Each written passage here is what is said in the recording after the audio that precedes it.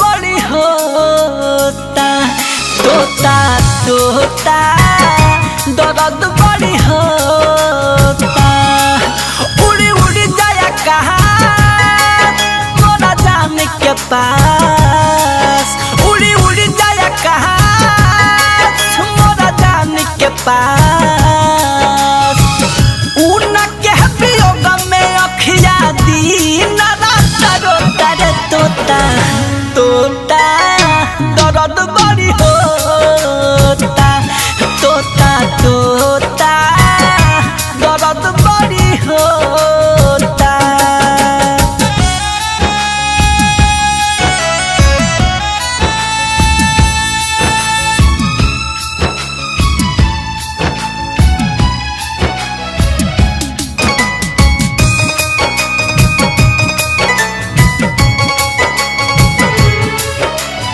तोहे अपन संगतिया बुझनी छोड़नी साथ जमाना के देखले आवा कैसन बारी दुख बुझ दीवाना के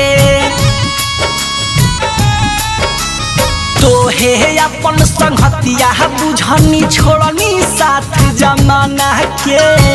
देखले आवा कैसन बारी दुख बुझ दीवाना के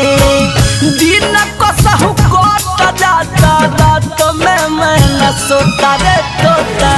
तोता दर्द बड़ी होता तोता तोता दर्द बड़ी होता।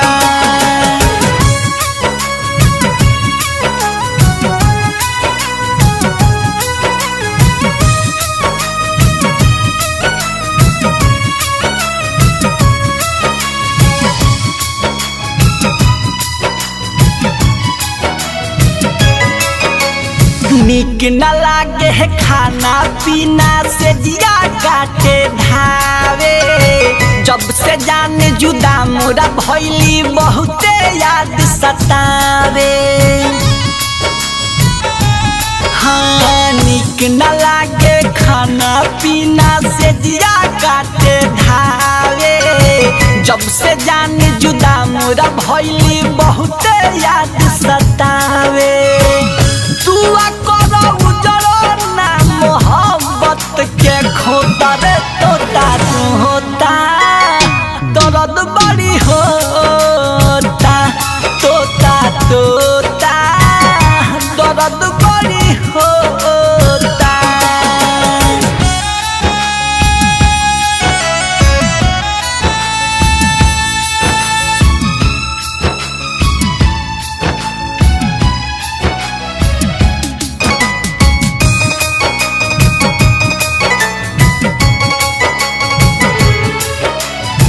रजी करेले चंदन उज्जवल मानो हमरो बात हो प्यार में कतही भरत संगे होत त नइखे घात हो रजी करेले लकी राजू मानो हमरो बात हो प्यार में कतही आशीष संगे होत त नइखे घात हो याद जब आवे तो से जिया कहाँ के जस चुभ होता रे तोता तोता